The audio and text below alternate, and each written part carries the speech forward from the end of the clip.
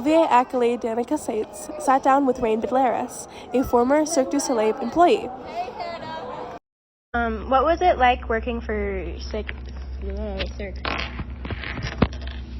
Cirque is an amazing show to work for. They have lots of different types of shows. They have the resident ones that are permanently in one location, and then they have touring ones, and they have two different types of tours.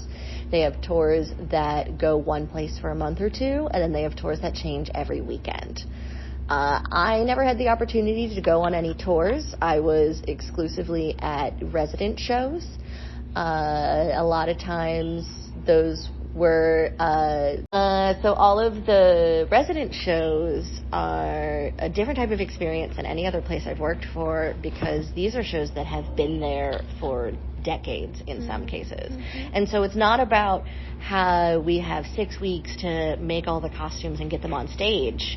It's about making sure that anyone new who joins the show gets a costume that looks just as good as everyone else on stage. How do we get them to last as long as possible? How do we make sure that everyone who comes to see this show gets the same wow factor experience 10 years later as anyone who came the first time?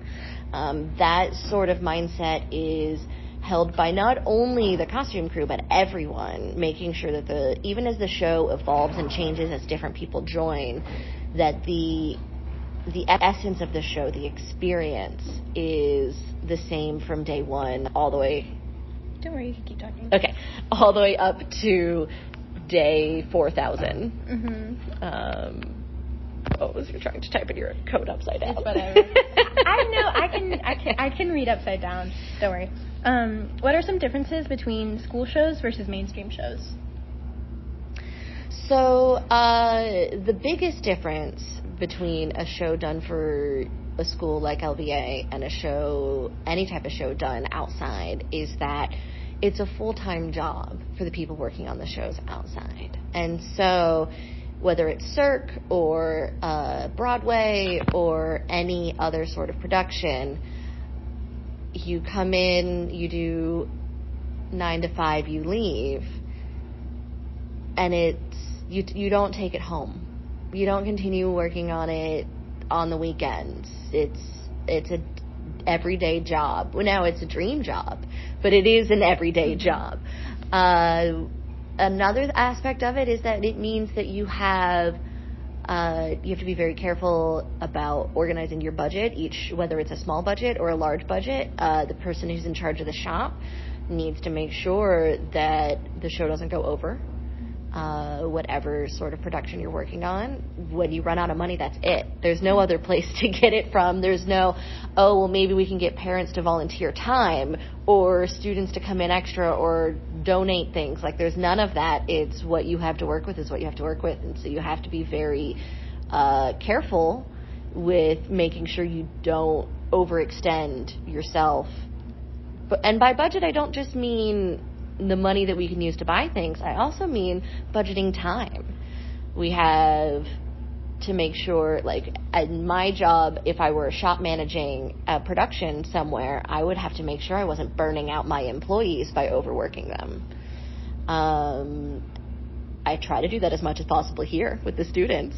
But sometimes we have push days where it's like, okay, all hands on deck, let's do as much as we can just to get the show up and running. And you can't be like that 100% of the time in a full-time job. What was your most memorable experience? I mean, it's really hard to pick out one specific memorable experience working with Cirque. Once I was invited to go up to their main shop in Montreal. So Cirque du Soleil has their international headquarters based out of Montreal in Canada.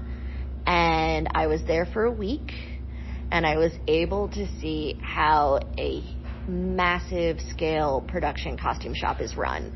And one thing that's fascinating is they have their fabric and notions inventory completely separate from the costume shop. And so when you're going to make an item, an order gets sent to that inventory. So it's like a Joann's store that's just two floors down in the same giant building, and you go down and you send an order down and you say, hey, I'm making this costume for this show, and that inventory shop has, okay, so that needs 2 yards of this fabric, a yard of this trim, 3 yards of this type of elastic. They have it all listed out, and then they put it all in a bag and send it up to the costume shop to build.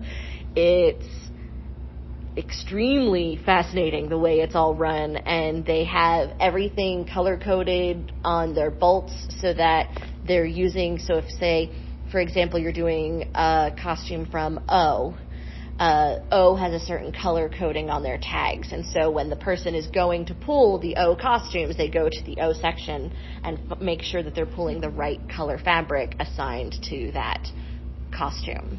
Yeah. That was a really amazing inventory that I'd love to work in a shop that has that someday. Yeah, that'd be great. Why did you leave Cirque? So I left Cirque when I had been there for 5 years, and I felt like I had grown as much as I could possibly grow as an artist, as a stitcher. I'm the type of person that always likes to do something new, something interesting, something I've never done before. And when you're working in a show that's permanently here, that's been there for 10 years, and the goal is to continue to be there for 10 more years or 20, eventually you realize that you've done everything new. It's all the same again. And it was stifling my personal creativity. I'm proud of the years that I spent there. I would never change them. And if anyone ever has the opportunity, I would highly recommend trying it themselves. But then I just realized that I wasn't growing anymore, and even adults need to continue to learn and grow. And so it was time for me to move on. What was your favorite show that you worked on? So my favorite show that I worked on was Ka, which was also the first show that I worked on. I feel like there's a visual vocabulary for all Cirque du Soleil shows. You can see a Cirque du Soleil costume and go, that's a Cirque costume. There's something about the way they're designed. But within each show, you can see some have a stronger essence of the show versus others. And I feel like Ka is one of the shows where if you showed me 10 Cirque costumes, I could easily pick out which ones were meant for Ka, versus some of the costumes, it'd be harder for me to determine. I'd be like, I know that's a Cirque costume, but I don't know what show that's from. And so it had a very Asian influence perspective.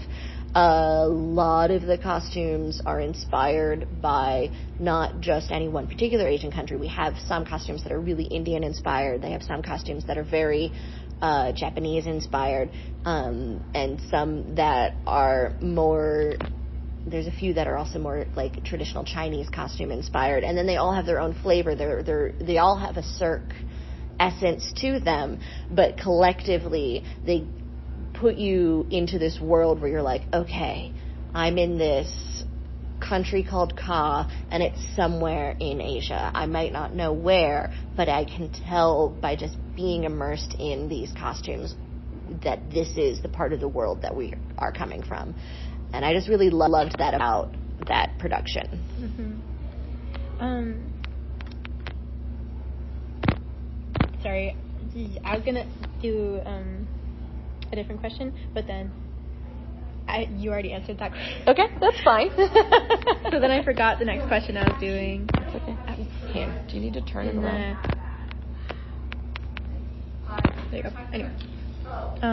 Miss Brandy, Katie said, love you. To you. Miss Brandy here? And I said, yes. And he goes, love you. And he goes, where's Miss Rain? I said, well, tell her you love her too. Look how many we finished. Yeah. Okay, I'm going to go flip dogs. What shows did you work on, like, as a whole? So at first I worked at Ka exclusively, and then I worked on the costume shop that was for all of the Cirque du Soleil shows based in Las Vegas. And that changed as shows came and left throughout the time I was there. But that means I worked on O and Miss Dare, and I worked on Zoomanity before that one closed. I worked on Michael Jackson 1 and The Beatles' Love. And then I even worked on Run, which did not last very long. And I also worked on Mad Apple right before I left. They had just opened that show, so I worked on Mad Apple. I also got to work on they have an annual charity show called One Night for One Drop, and I worked on that every year as well. Let's see. Any performers you got to know personally? Yes, a lot of the performers I still am in contact with long after no longer working with Cirque. I just last night had a board game night with 2 performers from Ka. When you work on a show with someone, they become your closest friends, and so some of those friendships last beyond work, and some don't, and that's okay. Some friendships are more about, while we're working together, we're good friends, and then it kind of peters away after you no longer work with them. I don't have any, there's no one famous that I could say that I know very well. But yeah, there's a handful of performers that I still am in contact with to this day. Nice. What do you think of Ka, Cirque's newest production? So the newest production, I think, is Mad Apple. And that might have been weird.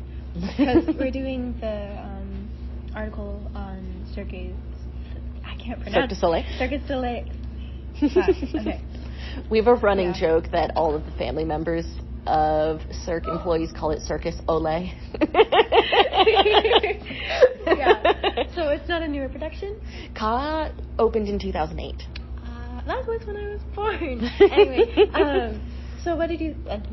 So yeah, Ka's what do my you think of favorite. Ka? It's one of the most expensive productions to ever be made because they had to build an entire new scenic method from scratch.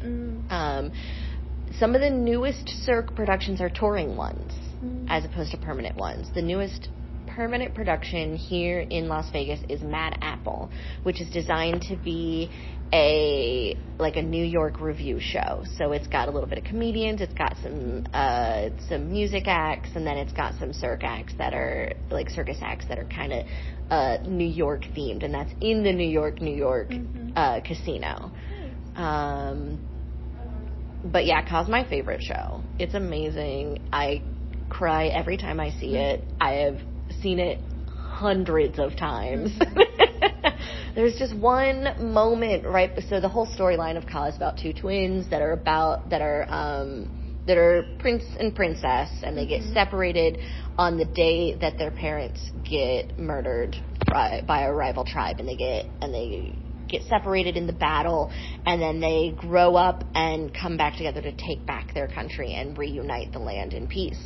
And so the final battle scene has this moment where there are people drumming, and they're actually in the audience that they're drumming, and the lights come up, and there's parts that glow, and there's just this low humming noise while they're drumming, and they're prepping for battle, and that moment makes me cry every time. And it's just something about it is so beautiful, and you feel the weight of they're about to go to war. This is really serious, but this is also what's right to do. And then the whole scene, the stage is vertical, and they're hanging and they're fighting with the stage vertical, so you're watching as if it's a battle scene from above. That's cool. It's really cool. It's an amazing, stunning moment, and it's just wow factor. And so yeah, that makes me cry every time. I'm not ashamed. On the flip side, it's not O's fault, but I fall asleep every time I watch O. I love that. It's a beautiful show. It's gorgeous, but the music is so lulling and soothing, and it's warm in the theater because they have to keep it warm. And there's just one moment where I fall asleep every time, and I wake up to the rock and roll zebras. I have never seen that section of the show. 4 times. I have seen that show 4 times, and I have always missed that one part. Thank you. Yeah. Hope I got you everything.